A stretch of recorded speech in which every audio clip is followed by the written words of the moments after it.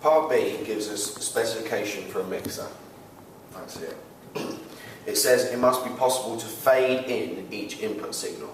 Now this is important because when they say fade, that's when you know that they mean they want you to be drawing variable resistors in this part of the circuit here. The first part says complete the circuit diagram for the mixer. So looking at the specification, you know you've got two channels. They've already given you the two channels here, so you can see you've got a starting point. It tells you your minimum impedance, and the fact that it has a minimum impedance tells you that not only should there be a variable resistor, but there should also be a fixed resistor of at least 10 kilo ohms. So, as you've seen from the notes, we just draw a simple mixer circuit.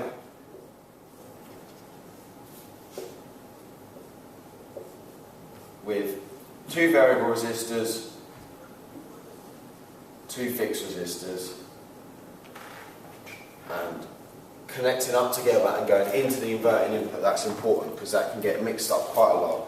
You've got to make sure both channels go into the same input. And then non-inverting input to the 0 volts rail.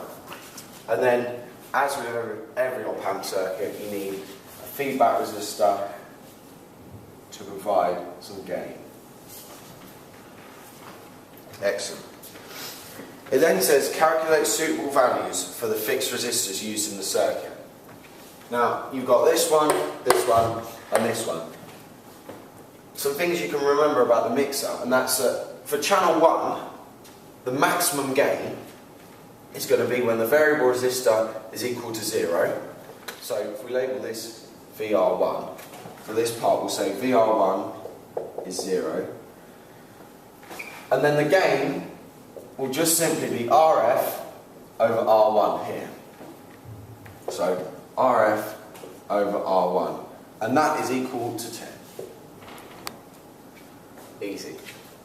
Now, you might be thinking, well, I've got two variables there, how do I work it out? Well, you can use any value above 10 kilo ohms here. As they tell you, the minimum impedance is 10 kilo ohms, so you can use anything above that to give you that minimum impedance. So let's say R1 is 10 kilo ohms, just to keep it nice. So then we see that RF is 10 times by 10 kilo ohms, done with this simple rearrangement of this equation here. So we see RF is now 100 kilo ohms.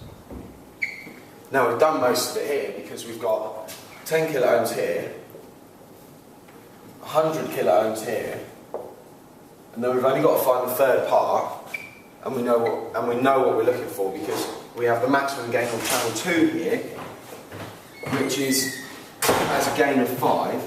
So when this variable resistor, VR2, is equal to 0, we know that this gain,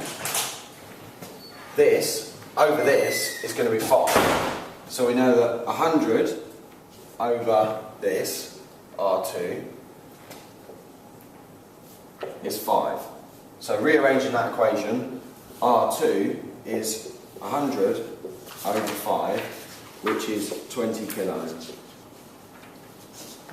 Easy. And then just mark it on the diagram as well, just to make sure you cover all the corners.